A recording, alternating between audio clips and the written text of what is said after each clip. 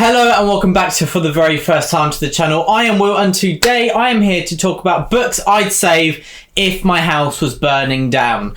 And so I got this video idea from Jack Edwards, otherwise known as the King of Booktube really. I love his channel, followed it for many years and saw this video and I thought, you know what, I'm going to steal that, borrow I'll say actually, or maybe plagiarise. You can take your pick which one I'm doing and take the idea and do it for my own list. And so this will be some special editions really, which I absolutely adore, but mostly it'll be books that I have a lot of sentimental value attached to them. A lot of them very key to kind of my formative years, and also books that when I read them they kind of unlocked a new chapter in kind of the reading journey, or kind of really helped me discover a new kind of subgenre, as well as we'll see as we get through these books. And so to kick it off, obviously I would grab every Papa Gwyn book hardback special edition possible, because I've grown up on these books. I know the characters inside and out. They feel real, and so when each character dies, it hurt. It really, really hurt.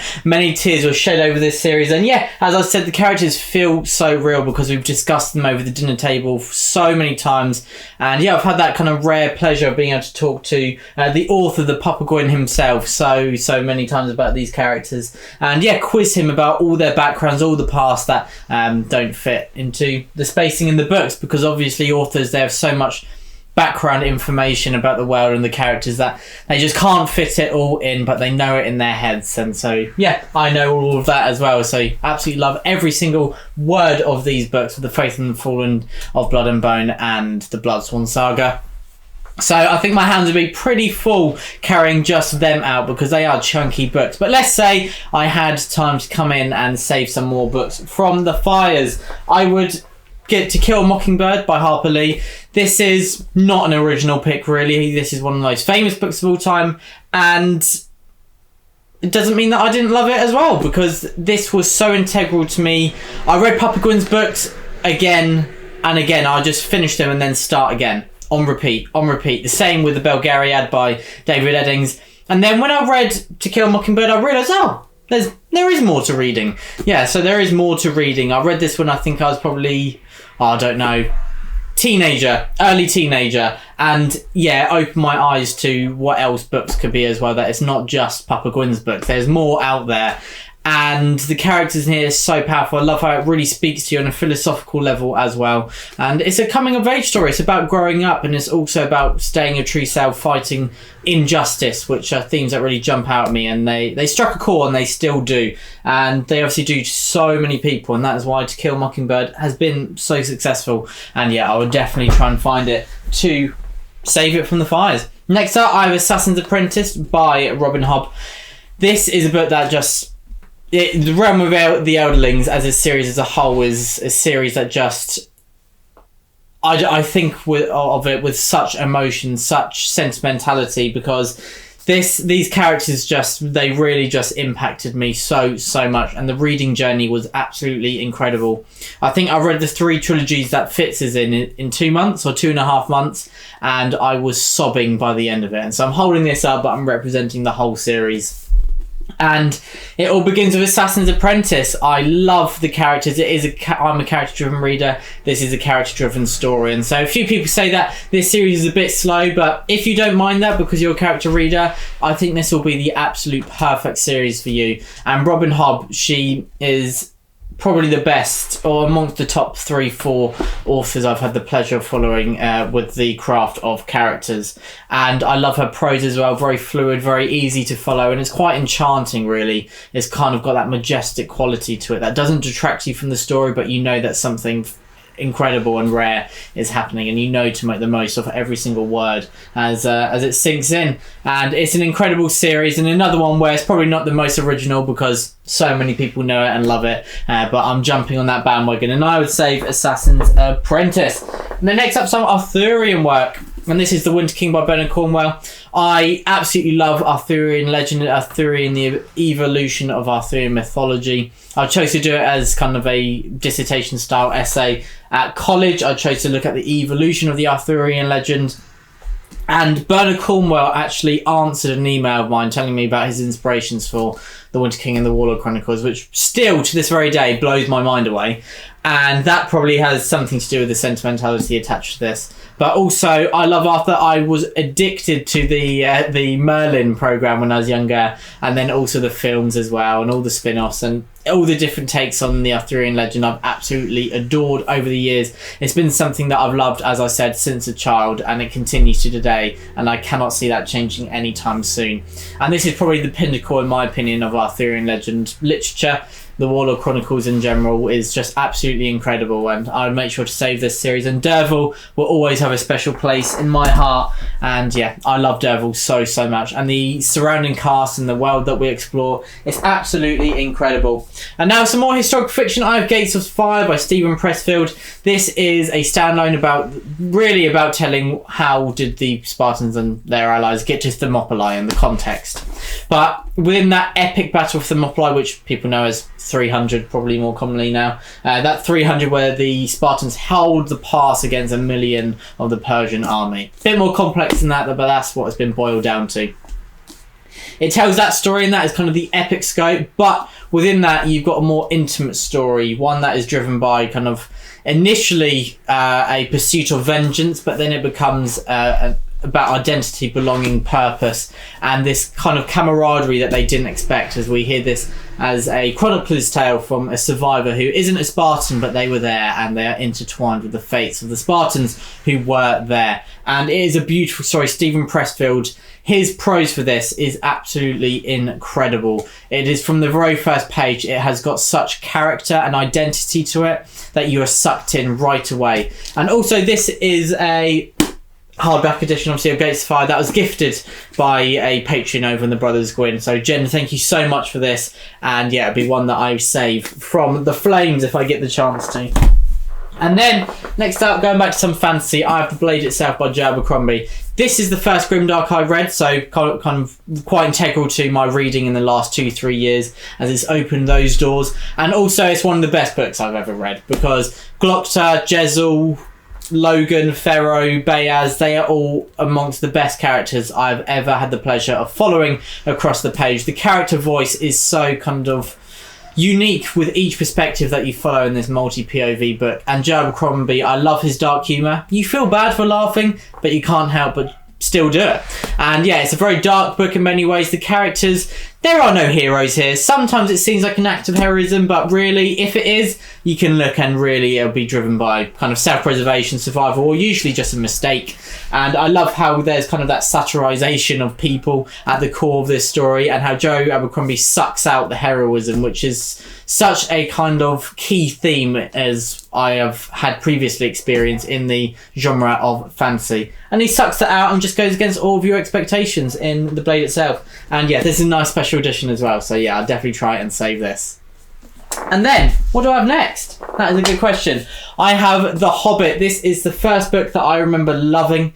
Papa Gwyn read it to me when I was very, very young. And so that's probably pretty common with quite a lot of people watching this video, because me and my brother Ed, we've interviewed some authors, had the pleasure of interviewing authors, and a lot of them say that The Hobbit is the first book they remember loving as well. And so, yeah, it's one of my favourite books again, because this list is not... I think I've got 12 books. It's not my 12 favourite books of all time, but they're books that I love, so they'll be up there with my favourites, but probably pushed up a bit for the sentimental value. And so The Hobbit, yeah, it's not in my top 10 favourite books ever, even though I absolutely adore it. But with it being so integral to kind of my reading journey, it's got that sentimental value that I just feel couldn't be replaced. And this is an old copy as well, which I've had for many years. And so, yeah, I'll definitely try and save The Hobbit. The ultimate adventure of someone leaving their home on an unexpected journey. And so yeah, that is The Hobbit. And then next up I have some more Tolkien, and that is The Silmarillion.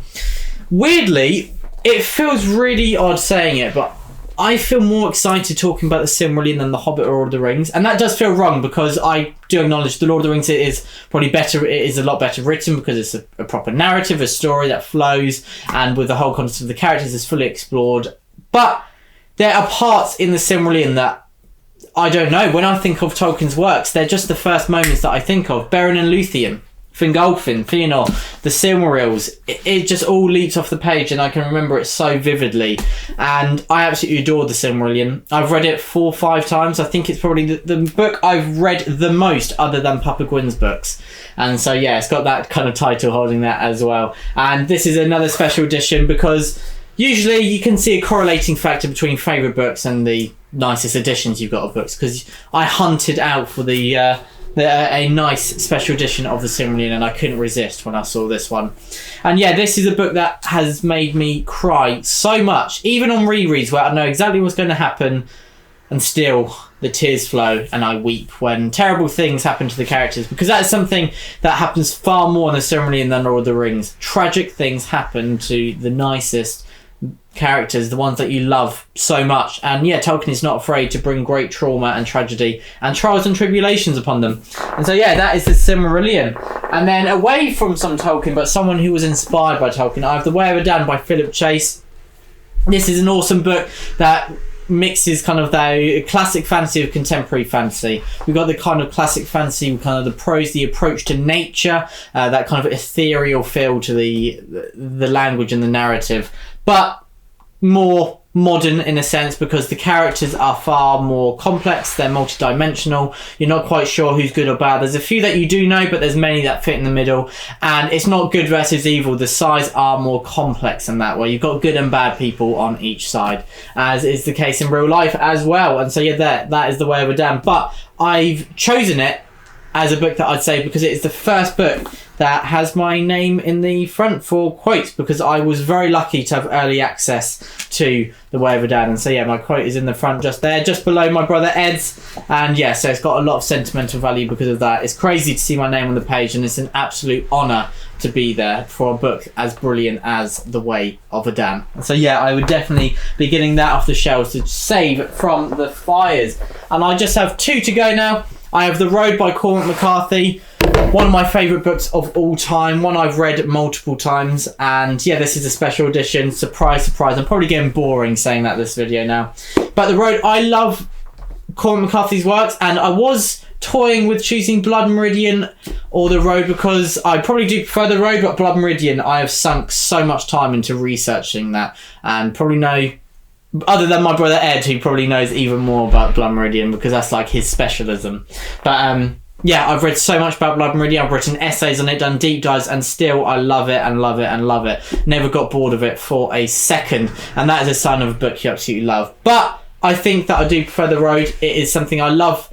There's actually a little bit of hope in it, which isn't in Blood Meridian, and I love the relationship between the father and the son, and that is the key theme of this story, what a parent would do for their child, and that is just so powerful, so poignant, and it really, it evokes such emotion when I think of that story, the kind of the odyssey that they go on in this book. And I love also the ambiguity of how the world is in this kind of apocalyptic state where you don't know if it's kind of nuclear war, an environmental disaster, or something else, but you know that kind of most people have died, there's not many left, and the world is really kind of a desolate place now that has regressed and yeah, lost a lot of kind of what we would see as civilization nowadays. And yeah, that is The Road. Absolutely adore it, and yeah, it's an incredible book, and one I'm sure I'll be reading again, no doubt. And then last up, I have Camelot by Giles Christian, another Arthurian retelling. This is brilliant. I absolutely loved Lancelot and Camelot. Giles Christian is a fantastic writer. He's probably one of the best prose writers I've found out there. It's very lyrical in a way that carries you along the story. Doesn't dwell. Giles Christian, he doesn't kind of show off his language, even though I'm sure he could, but he utilizes his skill and his craft to immerse you in a story which is emotionally moving and also quite complex as well, and engages with themes that I really enjoyed the exploration of. But I've chosen it because this is the first book I actually received an early ARC of when I started becoming a reviewer quite a few years ago now. I think I was 15, and I got an early ARC of Camelot, which just blew my mind away. And so yeah, it's got quite a lot of sentimental value there. And yeah, years before I joined BookTube, it was when I was doing reviews on Goodreads and BookNest. And so yeah, that was 5 years ago now, I think. So crazy to think so much time has flown by. But yeah, Camelot will always have that kind of sentimental value because of that. And so there we go. They are the books that, if I could, I would save from a fire if the house was burning down. And so thank you to Jack Edwards, who I'm sure isn't watching this, but just acknowledging that it was his video. I stole the idea of what books I'd save if the house was burning down. But yeah, these are the books that I would choose. Absolutely adore them for so many different reasons. As I said, I love them all, but they may not be my top 10 books, but they're ones that I adore, and they have that extra sentimental value. Many unlocked new chapters to my reading life, and many were formative reads that I think of with such love and nostalgia as well. And they're very powerful things when you kind of think of books. And I didn't really have a list before. Well, I did when I sat down and had the books ready, but 5 minutes before I clicked film, I just kind of scanned across my bookshelves and picked out the ones that I thought these have extra emotion to me without thought. And these are the books that I came up with. And so everyone, thank you so much for watching this video. Let me know what books you would save if you could. And everyone, as always, stay safe.